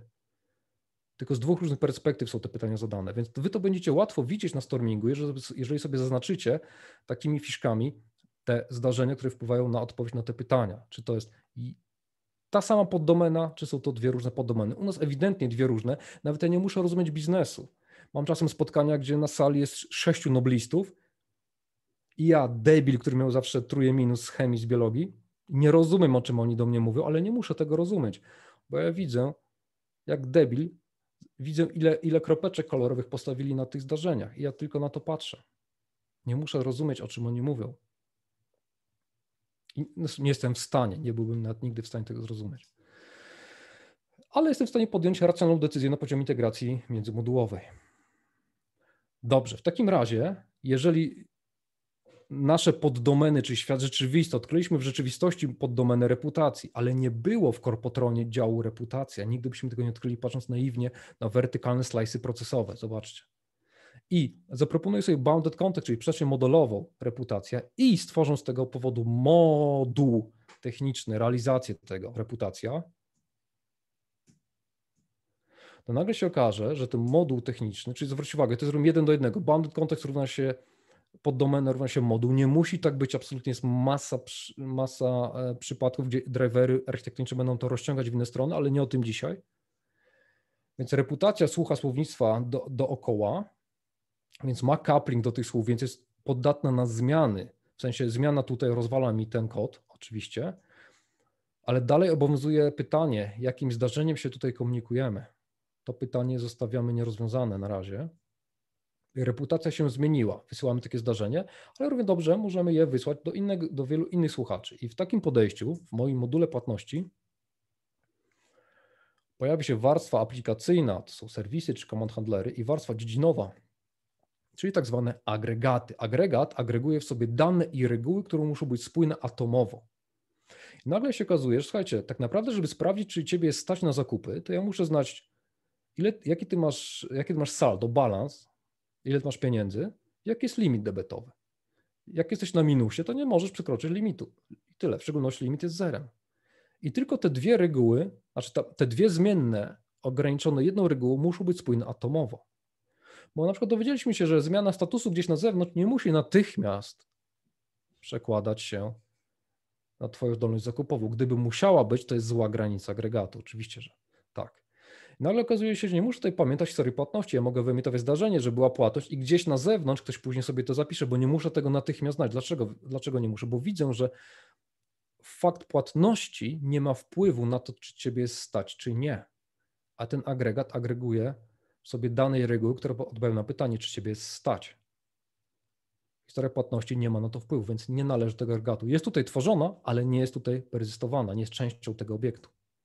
Zobaczcie, co tutaj się stało. Uogólniliśmy ten model przez usuwanie kodziku, a nie przez jego dodawanie. To jest bardzo, bardzo ważna różnica. Ten płatnik jest w stanie działać w różnych scenariuszach biznesowych. Ten limit debetu zmieni ci się, bo wywołano metodę zmiany limit debetowy. A dlaczego ją wywołano? Ten obiekt nie wie. Gdzieś na zewnątrz listener być może wysłuchał zdarzenia, że zmienił się status. Przepraszam, reputacja. My już jesteśmy na języku reputacji. Zmieniła się reputacja, z tego powodu zmieniamy limit debetowy. Być może ktoś kliknął, nie mógł, dokupił sobie ktoś lepsze konto, czy po prostu szwagier kliknął, zmienił mu limit debetowy. Albo mamy dick shake'a z jakimś klientem, zmieniamy mu limit debetowy. Wiele scenariuszy może doprowadzić do tego, że on się zmienił. Teraz zobaczcie. I na stormingu na początku mamy fazę eksploracji, eksplorujemy stożek możliwości i często możecie się spotkać z zarzutem, po co tak wyciągasz tyle dużo przypadków, keep it simple, stupid, you ain't gonna need it i tak dalej. Ale ta rozmowa kosztuje mnie 5 minut. Natomiast wynikiem tej rozmowy jest później faza krystalizacji na stormingu, gdzie wszystko mi się upraszcza i to, że mój kodzik obsługuje więcej case'ów, to nie znaczy, że ja dodaję ify z kolejnymi przypadkami brzegowymi. Właśnie ja usuwam ify ze specjalnymi przypadkami. Przez to kodzik pracuje w większej ilości przypadków. Oczywiście te specjalne przypadki dalej są, ale są w innym miejscu. Są wyciągnięte na przykład do modułu reputacji. Ale tutaj w płatnościach ten moduł jest bardziej ogólny i otwarty na więcej case'ów i ma prostszy kodzik, jest go mniej. Koniec końców, ale do tego musimy doprowadzić analizą, a nie lepieniem lepianek. Dobrze. Powiecie, dobrze, ale żeś sobie uprościł przykład, że jest jakiś płatnik, ale przecież płatnik czasem płaci sam za siebie, a czasem w imieniu kogoś innego jest sponsorem. OK. No i co? I będziemy musieli tak z płatności pójść sobie do CRM-a, zapytać się, w jaką rolę teraz grasz.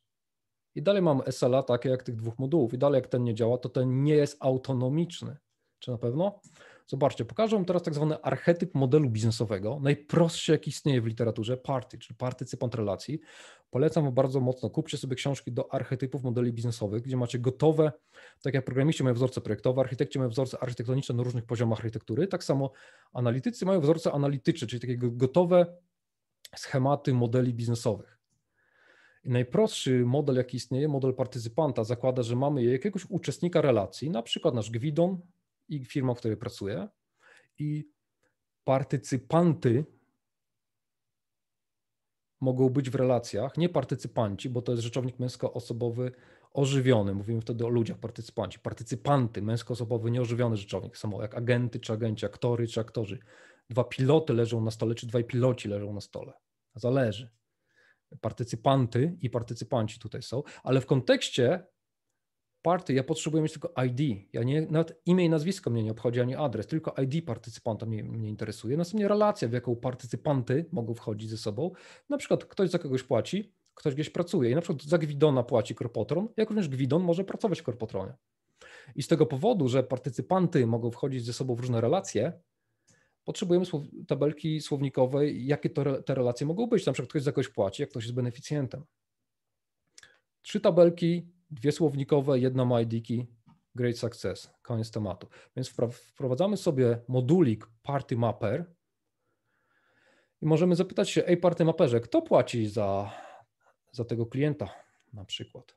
I powiecie, no i co z tego? Zamieniłeś sobie siekierkę na kijek. Zamiast trzymać w CRM-ie mapowania, stworzyłeś sobie nowy moduł, zaraz sobie stworzysz nowy mikroserwis i dalej SLA jest takie jak to i to. Niekoniecznie, bo teraz mówimy sobie o komponentach. Komponenty, czyli logiczny podział kodziku. Możecie sobie komponent wyobrazić jako jednostkę deploymentu, jarek czy w Javie, czy DLL w .NET, czy coś innego.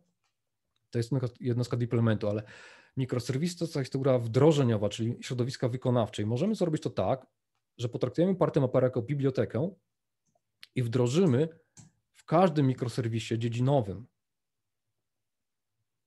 I teraz ważne, mapowania związane z płatnościami siedzą tu, a mapowania związane na przykład z tym,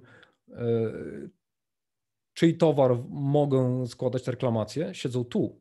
To jest kwestia tych słowników, które są dostępne w tym i w tym kontekście. Więc nagle się okazuje, że ten mikroserwis jest autonomiczny, on będzie zawsze działał mimo awarii gdzieś tam innych rzeczy, bo Party Mapper jest jako biblioteka zdeployowany tutaj obok logiki płatności.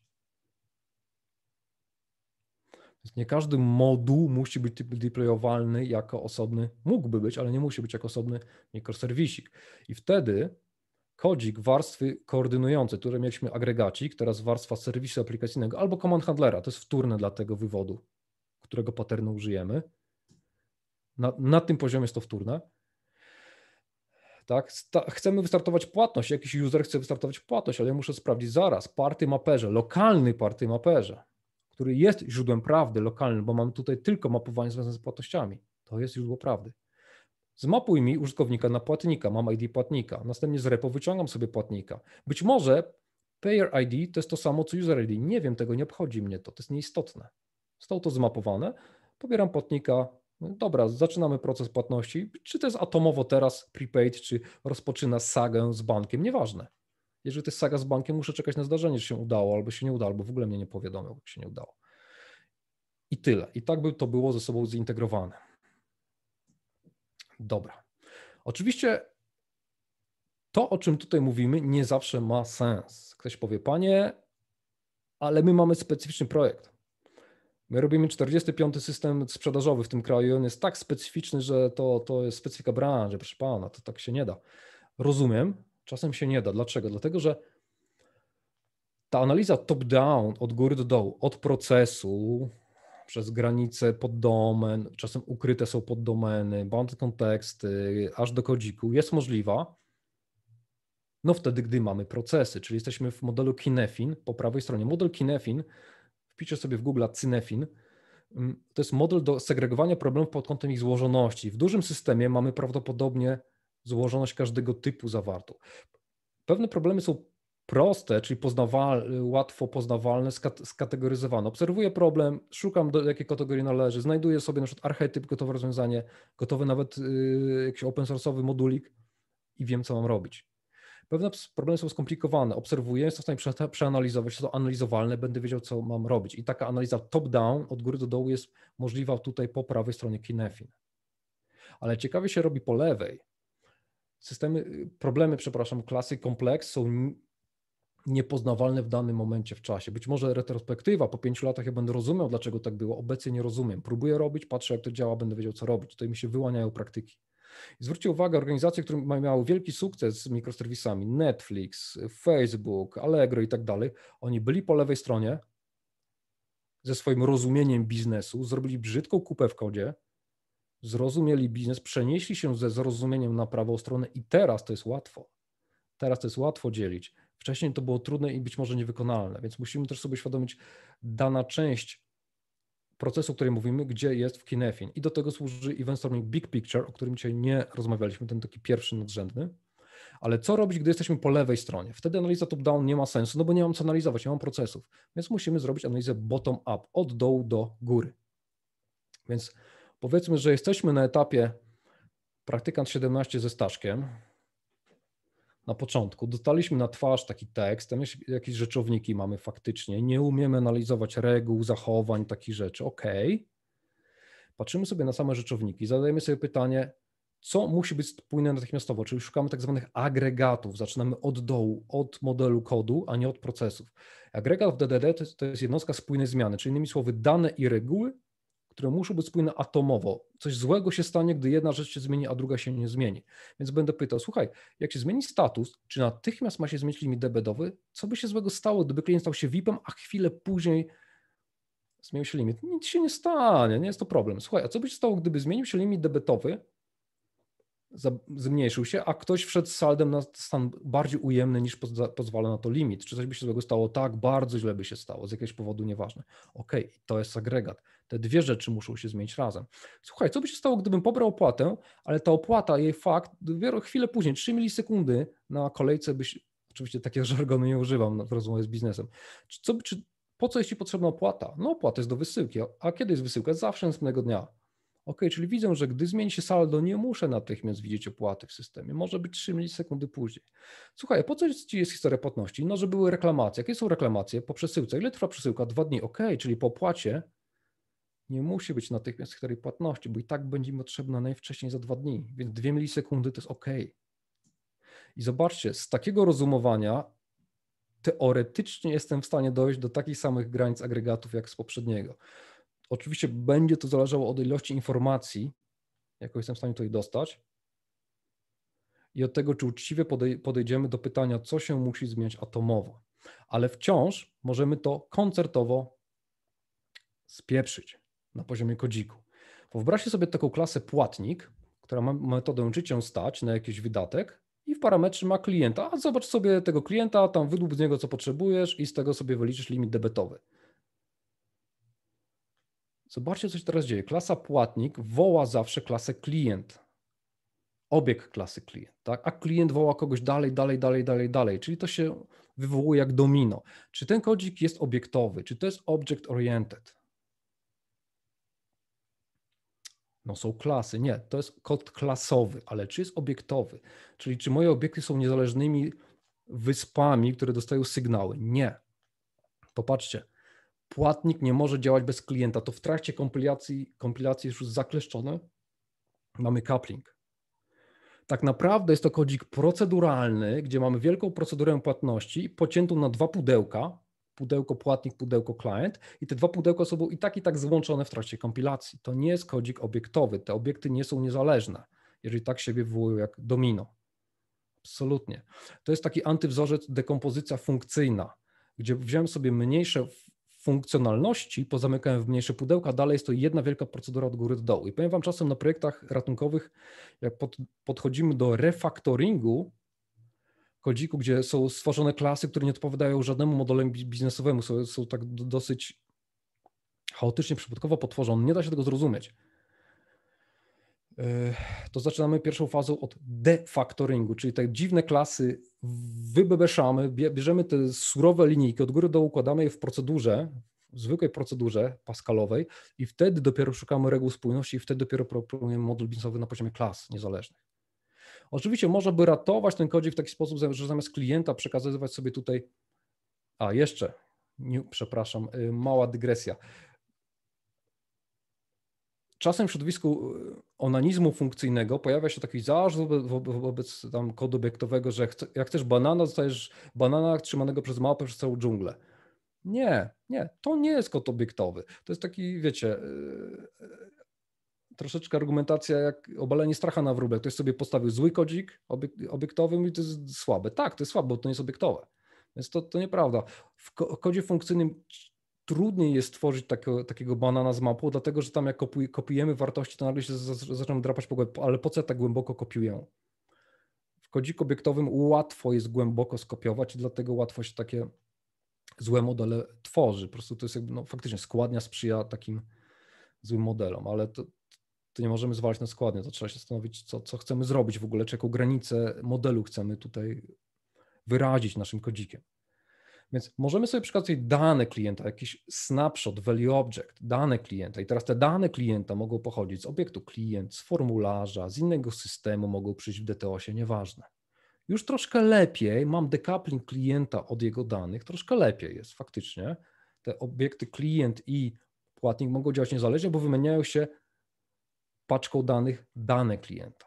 Lepiej, ale co byście powiedzieli, gdybyśmy sobie rozdzielili kodzik, mamy klasę płatnik, która sprawdza, czy ciebie stać i pozwala zmienić limit debetowy, mamy klienta jako niezależną wyspę, mamy limit debetowy jako funkcję, politykę i polecam wam książkę, prezentację Grega Younga Art of Destroying Code, sztuka niszczenia kodu. Na Vimeo ją znajdziecie, na YouTube nie ma, gdzie Greg tłumaczy, że obiekty powinny być jak samotne wyspy. Nie ma między nimi takich połączeń, takich mostów. To są samotne wyspy. Może być między nimi czy helikopterek, taka warstwa serwisu aplikacyjnych, czy zdarzeniami, sygnałami mogą się komunikować, tak jak w prawdziwej starożytnej obiektowości. I teraz popatrzcie, taki serwis aplikacyjny mówi tak, dobra, funkcjo, wylicz mi coś od socu klienta, mam limit debetowy, płatniku, to jest twój nowy limit. Płatniku, pobieram ci opłatę. Na przykład w ten sposób możemy to zintegrować. I teraz, co ja mogę zrobić dzięki czemuś takiemu? Mogę wziąć klasę klient i wyjąć ją z tego modułu do innego modułu, bo nie jest to przerośnięte jak nowotwór, wszystko ze wszystkim. Mogę zmienić zdanie o granicy moich kontekstów. Jak się okaże, że klient, żeby zrobić swoją robotę, potrzebuje mieć więcej danych, a tych danych nie mam w kontekście płatności i nie chcę zapraszać tych danych do kontekstu płatności, bo nie chcę, żeby konteksty przeciekały, to ja muszę być może klasę klient wynieść do innego kontekstu, czyli fizycznie do innego modułu, gdzie tam będzie sobie żył, tam będzie miał swoją logikę. Oczywiście zmienię kodzik aplikacji, no bo aplikacja się zmieniła, bo nie ma już pod sobą klienta, ale kodzik domenowy się nie zmienia, bo nie ma między nim połączeń. To jest bardzo, bardzo ważna różnica w kodziku, bo łatwo pozwoli mi zmienić zdanie i refactoring będzie niemalże taki jak drag and drop, z pudełka do pudełka przeniesienie klasy. Pytanie, nie jestem wielkim fanem wujka Boba, szczerze mówiąc, ale parę mądrych rzeczy mu się udało w życiu powiedzieć. Między innymi zawsze na prezentacji na każdy mówi o solidzie, na każdy kończy i zaczyna na S. Jak byście juniorowi wyjaśnili single responsibility? Junior, kuźwa, to musisz tak poczuć, takie single, takie wiesz, takie kohezja, takie spójne. Junior, pamiętaj. No tak by to wujek wyjaśnił, ale ten biedny junior będzie płakał, będzie wyzywał, ale ile ifów mogę napisać wujku? Ile linijek mogę napisać? A jeżeli by się wyjaśnił junior, bierzesz sobie reguły, które muszą spójne atomowo, dowiadujesz się, które muszą być i tylko te reguły i tylko te dane zamykasz w klasie i nie ma tam jakichś historycznych list płatności takich rzeczy, to jest na zewnątrz, bo nie wpływa na te reguły. Dziękuję, do widzenia. I zobaczcie, i junior i senior, jak weźmie ten sam młotek do ręki, to na koniec wymłotkuje dokładnie taki sam kodzik i tu nie ma uznaniowości. Jeden senior powie tak, drugi senior powie tak. Nie, zawsze wyjdzie nam to samo z tej metodyki. Metodyka, czyli sposób postępowania, nie metodologia, nauka o metodach. W języku angielskim methodology znaczy to samo, co w polskim metodyka, ale tutaj w polskim jakby to jest metodyka, czyli metoda postępowania, a nie nauka o metodach, czyli metodologia. Dobra, sorry, że takie wrzutki, ale na stare lata robię się zgryźliwy jak ten wujek nasz. Dobrze. Na koniec chciałem was zostawić z jedną myślą. Tomek Nurkiewicz, Java Champion, nie byle kto, ma takie powiedzenie, że 5 dni kodowania pozwolą zaoszczędzić aż kwadrans analizy, ale powiem wam z moich obserwacji, czasem jak sobie patrzę na niektóre projekty, to może na 5 lat czasem z tego wychodzi. Jedna kreska, nie w tym miejscu, jedna integracja, jeden podział na moduły, nie w tym miejscu i nagle robi się z tego, z prostej rzeczy robi się niemalże lot na Marsa. I z tą myślą chciałem was dzisiaj zostawić. Dziękuję bardzo za uwagę i przechodzimy do pytań.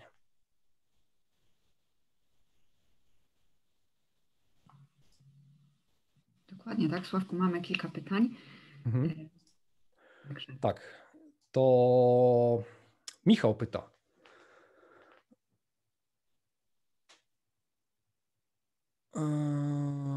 Dobra, zaraz muszę sprasować pytanie Michała. Co sądzisz, że publisher powinien mieć w agregacie? Pyta Krystian. Ok, to może pokażmy kod jako ilustrację pod to pytanie. Odpowiedź szybka, to nie ma żadnego znaczenia, o ile dobrze zestroimy sobie infrę, bo Krystian pyta o dokładnie, już przeskakuję, daj mi moment, o ten przypadeczek, gdzie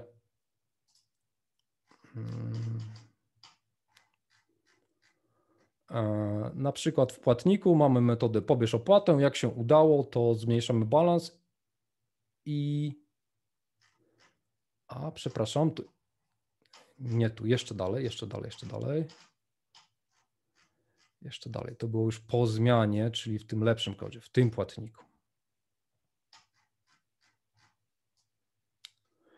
Czyli taka sytuacja, że pobieramy opłatę, zmieniamy stan agregatu i emitujemy zdarzenie na świat zewnętrzny.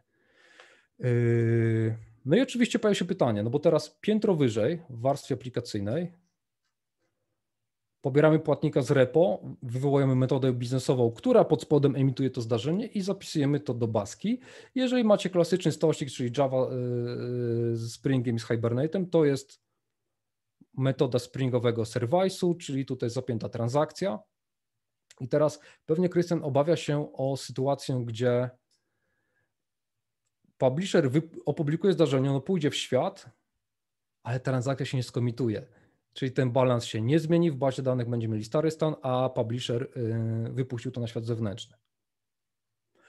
I oczywiście, jeżeli mamy tak zestrojoną info, że to zdarzenie leci w świat bez commitu do bazy danych, no to nie będzie działać oczywiście i musimy użyć wzorca outbox pattern, czyli ten publisher to tak naprawdę odłoży zdarzenie w bazie danych, do której zapisujesz sobie tego naszego płatnika.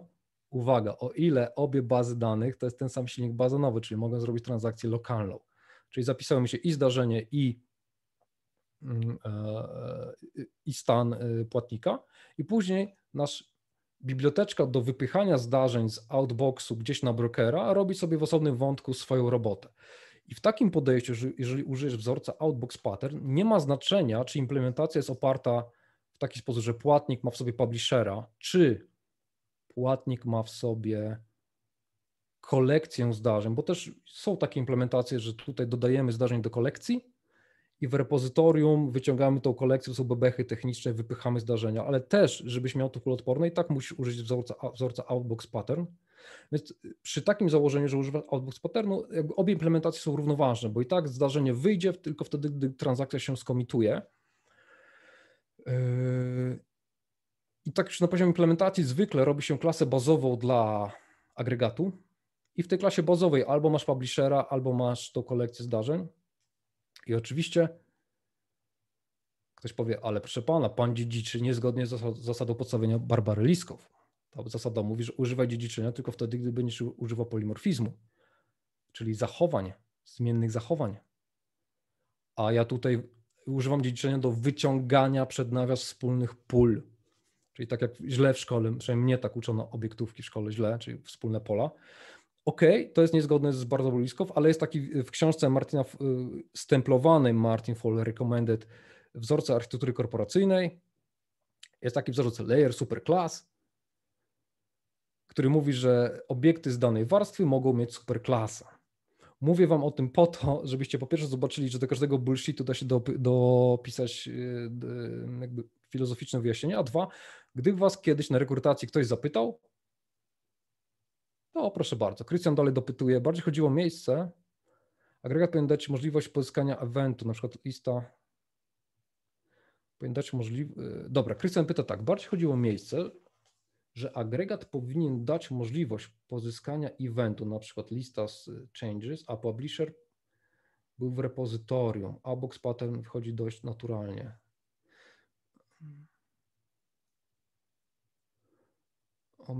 Miejsce w sensie, że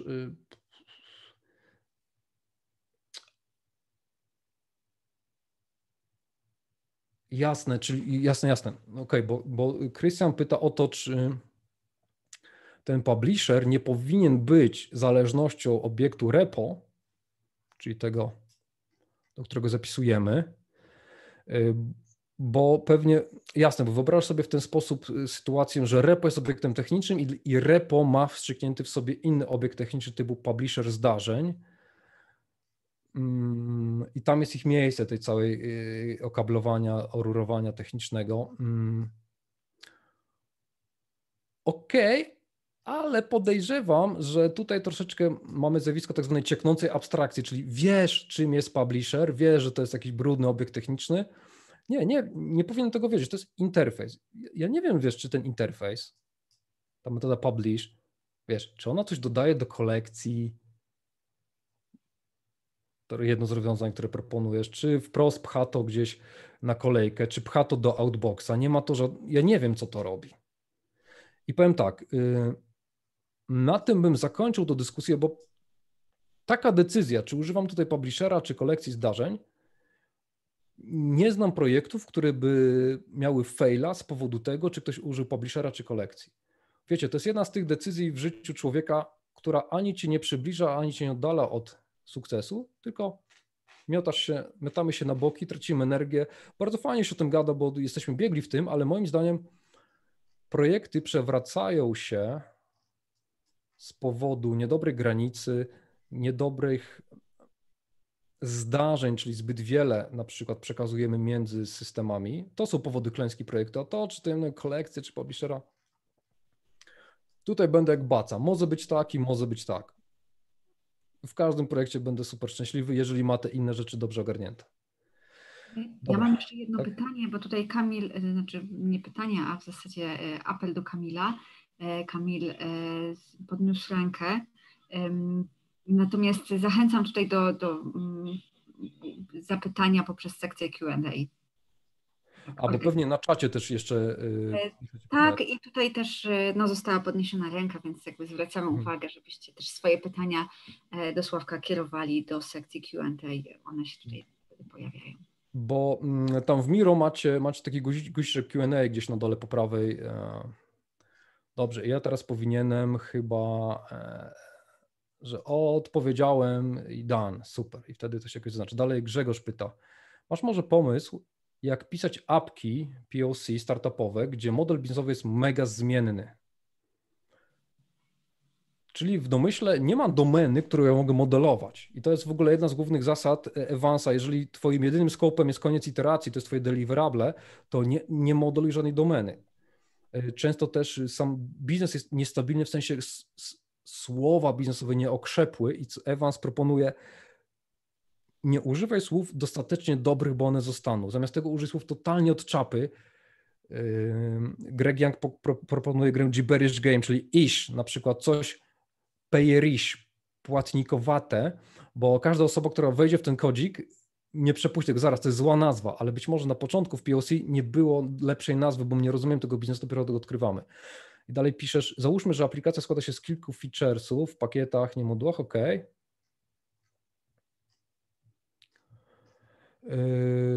Wyizolowanych, ale współpracujących. Każdy feature będzie się mega zmieniać.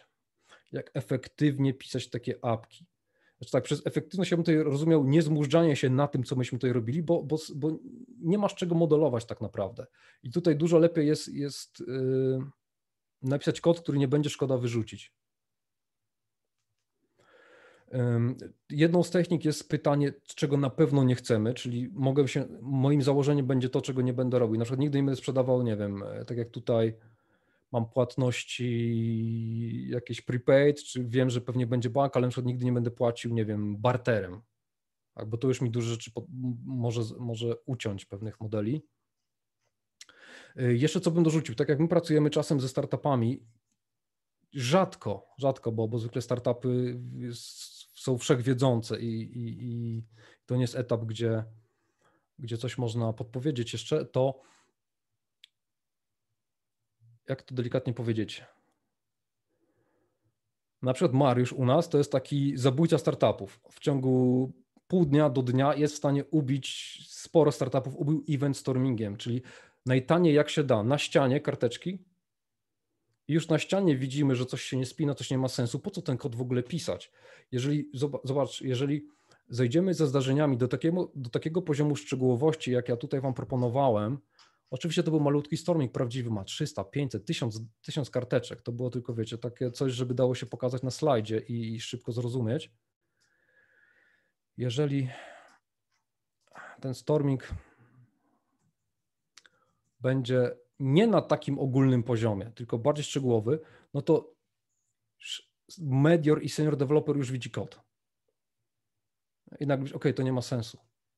Ludzie z biznesu widzą, zaraz to się nie spina. Jest tutaj wiele technik walidacyjnych, które mam dla Was w tej prezentacji.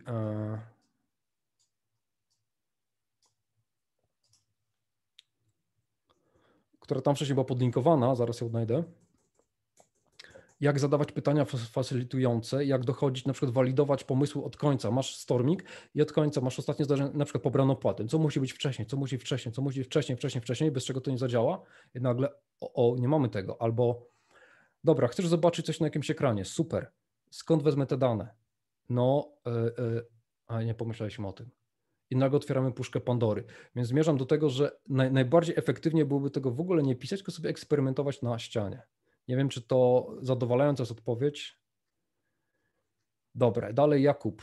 Książki książkami, prezentacje prezentacjami. Zgadza się. Czy poza pracą codzienną polecasz jakiś sposób na warsztatowanie, ćwiczenie się w okolicach DDD, Event Storming, modelowania?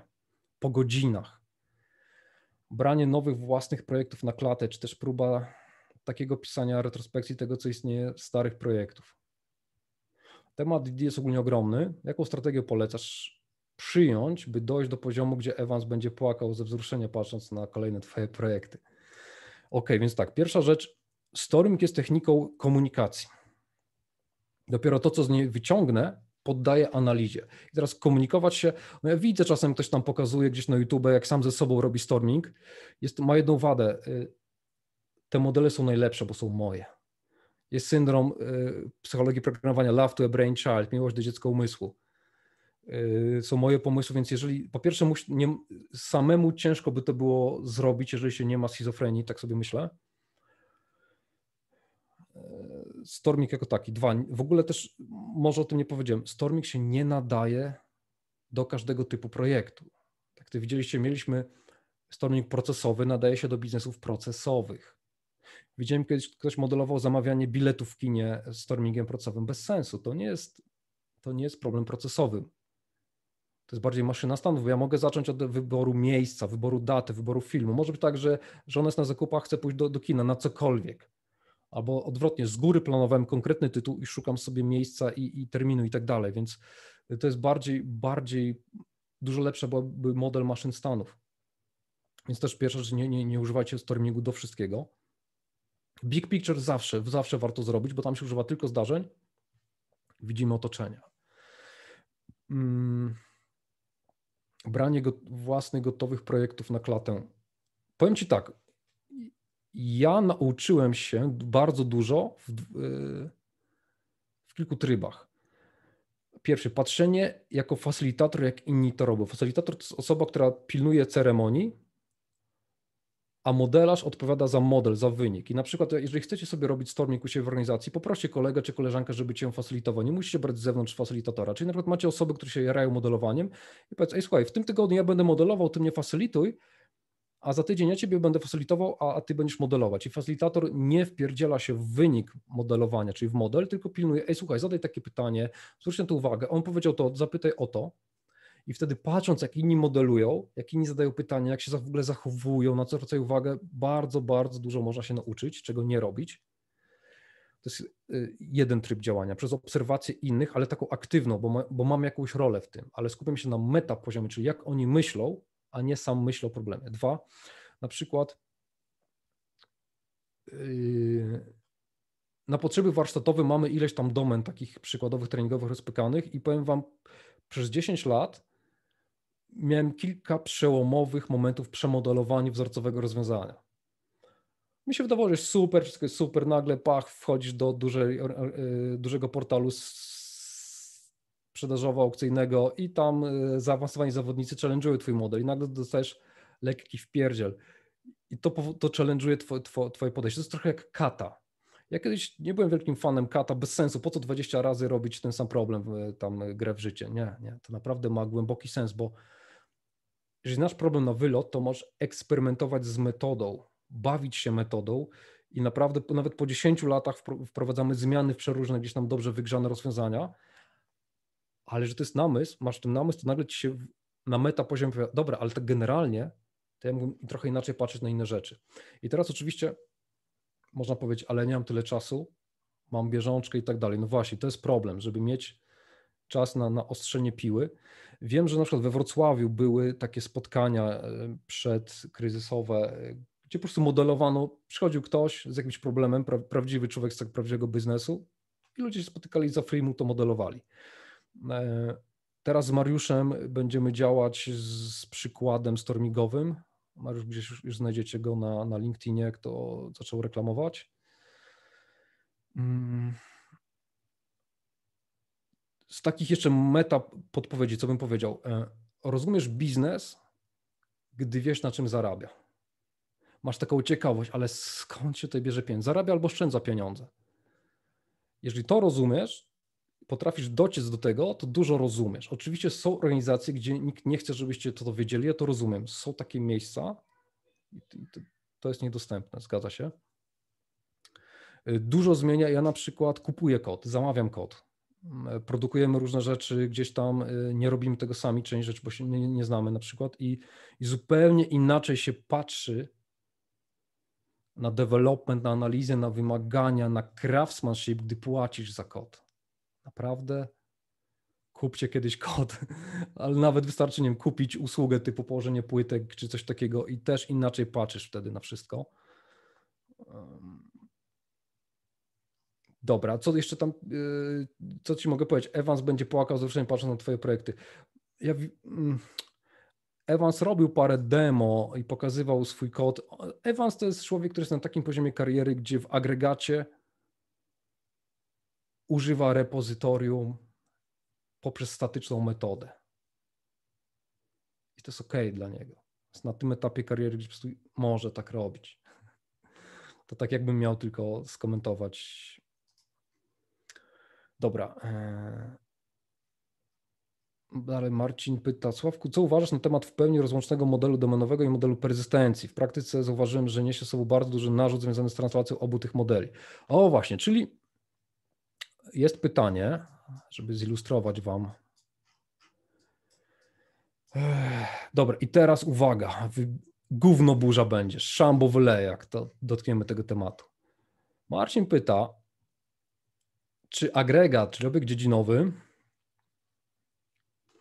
może być mapowany adnotacją Hibernate'a na Baskę, czy nie?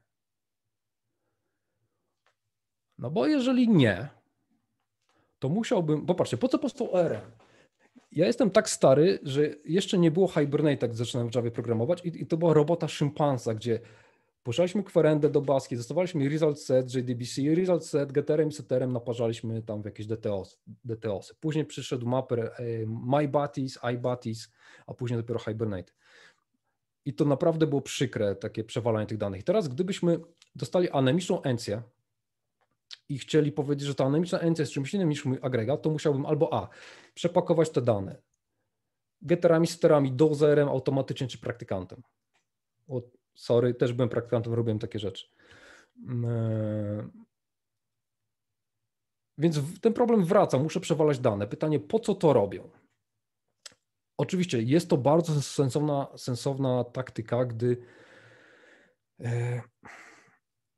mamy starożytne projekty czasem, gdzie baza danych rządzi i wtedy przy każdym buildzie jest update schemy, ze schemy generują się encje, z encji, znaczy mapowania, encje i wtedy cały kodzik domenowy by i tak zniknął, no bo jest w tych encjach, one się napisują przy każdym buildzie. OK, no to wtedy to jest nieuniknione. I pojawia się pytanie, czy getterami staramy przepakowywać, czy agregat wrapuje wewnątrz anemiczną encję? Szczegół.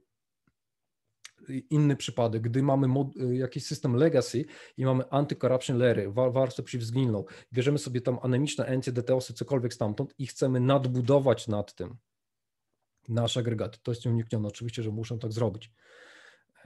I to jest jedna z faz jakby refactoringu z legacy w kierunku DDD. Oczywiście wiem, że są prawdopodobnie folklory programistyczne, gdzie frameworki i ORM-y zmieniają się co 2 tygodnie, już może bez nazw, ale zakładam, że jak ktoś siedzi w Javie czy w .NETcie, to raczej swojego ORM-a nie wymieni. I powiem wam tak, żeby już uciąć tą dyskusję, bo to jest kolejna dyskusja, która mnie nie przybliża, nie oddala od sukcesu, tylko kręcę się na bok. Mateusz Kwaśniewski nauczył mnie tego. Tak, adnotacje są jak łupież. Co prawda cię to nie zabije, ale nie wygląda zbyt dobrze. To powiedział Mateusz. Ja powiedziałem, adnotacje są jak łupież. Co prawda nie wygląda to zbyt dobrze, ale przecież cię nie zabije. I znowu, tu jestem jak baca. Jak ktoś chce, niech sobie przepisuje, jak ktoś nie chce, niech mapuje wprost. Nie znam projektów, które by się z tego powodu przewróciły. To nie jest powód klęski czy sukcesu moim zdaniem, więc tutaj bym to zostawił. I znowu, często widzę, jak zespoły się nad tym dyskutują, bo w tym są biegłe. Będziemy odpowiadać sobie nie na pytania, które są ważne, tylko na pytania, w których potrafimy się biegle i elokwentnie wypowiedzieć, więc temat granic zostaje dotknięty, temat całej masy innych super ważnych rzeczy jest dotknięty, ale tutaj będziemy się pałować. Także tak bym zostawił odpowiedź. Dobra, jeszcze patrzę na pytania. Inne pytanie, Grzegorz, jeśli można. Chyba mamy czas, jeszcze może ostatnie pytanie. Dobra, to niech to będzie nasze ostatnie pytanie. Mam wrażenie, że większość DTO-VO jest anemiczna, bez logiki.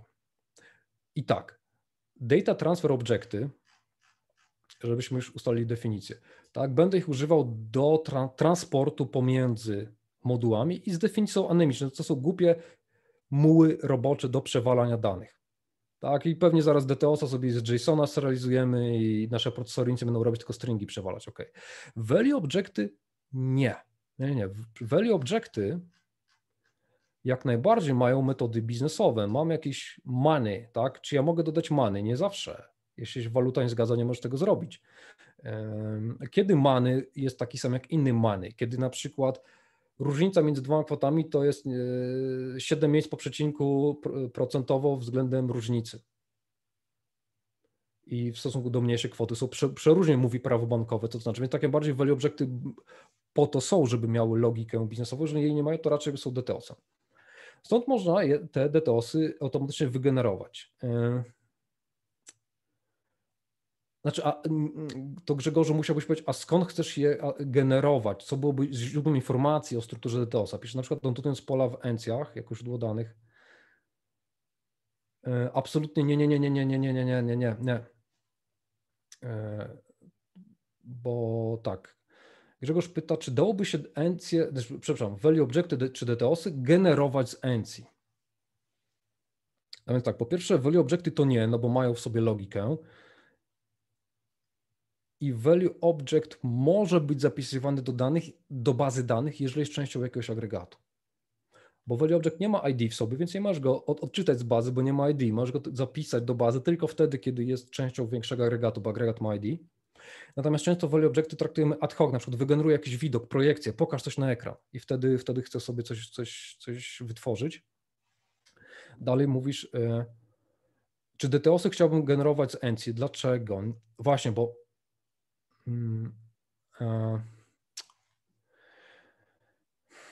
jeżeli jest tak, że ja mam moją encję i z encji 1:1 tworzę DTOS-a i DTOS-a wypycham gdzieś na frontend, to robią raczej system klasy przeglądarka do bazy danych. Edytuj, zapisz, edytuj, zapisz, edytuj, zapisz. Jeżeli będę miał logikę, to tak nie będzie. Systemy, jakie budujemy zwykle, tak się składa, że u większości naszych klientów ta logika jest, bo jeżeli logiki nie ma, jest to tylko przeglądarka do bazy danych, raczej ten system nie zarabia dużo pieniędzy, jak zarabia dużo pieniędzy, to raczej jakoś tam się nie po drodze jest, z różnych powodów. Po prostu nie ma zbytku na jakieś takie akcje, dlatego my też takich rzeczy nie dotykamy, ale popatrz, sobie zwykle system rozdzielamy na CQRS-a, Command Query Responsibility Segregation. To o tym polecam poczytać trochę o CQRS-ie, gdzie mamy komendę, komenda wchodzi nam w kilkuwarstwową aplikację, która ma bogatą domenę, ma jakąś logikę, ale read modele do odczytu, gdzie ja chcę wypchać na frontend jakieś tam paczki danych, bardzo rzadko jest tak, że chcesz na ekranie jakieś tabelce, gdzieś sortujesz, jakieś grupujesz dane, gdzie model dziedzinowy jest dla ciebie korzystny. Agregaty, mówi się, są nierelevantne do prezentacji i wtedy mamy model do odczytu. Czy to są w najprostszym systemie selecty do bazy danych, które spłaszczały agregat w płaskie DTOS-y, czy to jest na przykład widok zmaterializowany do odczytu, czy właśnie osobny model, na przykład w bazie grafowej do hiperszybkich odczytów, na przykład grafowych, który zdarzeniami z bazy tej źródłowej, czy relacyjnej, czy dokumentowej, najpierw dokumentowej trzymać agregaty, zdarzeniami się odświeża read modele, więc w ogóle ten problem nie występuje, że DTO równa się encja. To nie, my już od dawna, bo od bardzo dawna takich projektów nie widujemy, ale to też mówię, nie dlatego, że to nie ma sensu, tylko dlatego, że my po prostu nie dotykamy takich jakichś tam projektów, gdzie takie rzeczy występują. To jest jedna z, tak żeby szybko odpowiedzieć, że te architektury są inaczej zbudowane. U nas na stronie, jak sobie wiesz, na botega.com.pl masz materiały dla programistów i tam za darmo, bez żadnej rejestracji, nie zbieramy waszych maili, nie wysyłamy wam filmów z cmentarza i takich rzeczy, po prostu wchodzisz sobie przeglądasz PDF-y, jest masa takich starych artykułów, które opisują właśnie CQRS-a i jak to można budować. Dalej Patryk, dobra, miał być ostatnie pytanie, ale już to jest ostatnie pytanie. Czy można użyć value objectów w komandzie, na przykład? Okej, dobra, to na przykład e-maili, gdzie jakieś są regexpy, wiecie, bo musimy też jeszcze sobie tylko na jedną rzecz zwrócić uwagę, że mówiąc value object w kontekście domain driven design, ja mówię o obiektach dziedzinowych, coś co moduluje mój biznes tutaj obok agregatów i innych klocków dziedzinowych. Raczej nie chciałbym, żeby moje klocki dziedzinowe wychodziły poza warstwę aplikacyjną. Bo cieknie mi moja domena, moje pojęcia ciekną mi na zewnątrz do innych modułów, więc w ogóle nieważne, czy to jest value object, czy agregat, po prostu chodzi o to, że nie chcę tych pojęć pokazywać na zewnątrz, bo nie ma enkapsulacji. I nie chodzi tylko o przepakowanie czegoś w DTOS-a, chodzi o zmianę słownictwa, na przykład tak jak wam pokazywałem, zmienił się status klienta, ja nie chcę wiedzieć, że się zmienił status klienta. Szczegół, ja chcę wiedzieć, że się zmienił scoring na przykład. Klasyka. Wysłałem komendę, daj rabat na zamówienie w module do zamówień o statusie draft. Dlaczego ja wiem, że jest status draft? Ja nie chcę wiedzieć. Komenda powinna brzmieć tak, daj rabat na wszystko, co po twojej stronie jest rabatowalne, a co u ciebie jest rabatowalne mnie nie obchodzi. To są twoje tam słowniki, cokolwiek, to się u ciebie zmieni. Więc tych danych w ogóle nie chcę przenosić. Ale Patryk też pisze o value objectie nie jako klocku domain driven design, tylko też pisze jako po prostu o patternie projektowym, gdzie w value objectie robię sobie walidację, na przykład e-mail, marek expo i tak dalej. I to jest w innym kontekście użycie słowa value object. I wtedy jak najbardziej, Patryku, tak. Dobra, nie przedłużam, żeby JLabs jeszcze żeby mnie kiedyś zaprosili, także dziękuję wam bardzo za uwagę i gdyby ktoś miał jeszcze więcej pytań, to już szybko tylko slajd z mailem do mnie. Odpisuję zwykle w ciągu tygodnia, bo po prostu jesteśmy No nie mam czasu, żeby odpisywać z dnia na dzień, ale zawsze odpisuję, zawsze, w szczególności w ciągu tygodnia. Dzięki za uwagę. Dziękuję Ci, Sławku, za Twoje zaangażowanie i Wam wszystkim też również dziękuję za obecność i również za duże zaangażowanie, bo rzeczywiście tych pytań pojawiło się do Sławka sporo. No i co, nie pozostaje mi nic innego, jak tylko życzyć wszystkim dobrego wieczoru po solidnej dawce wiedzy. Teraz już czas na relaks, na przetrawienie tej wiedzy zdobytej dzisiaj. I co? Zapraszam na następne prelekcje, na następne edycje. Do zobaczenia. Dobrego wieczoru. Dzięki. Do zobaczenia.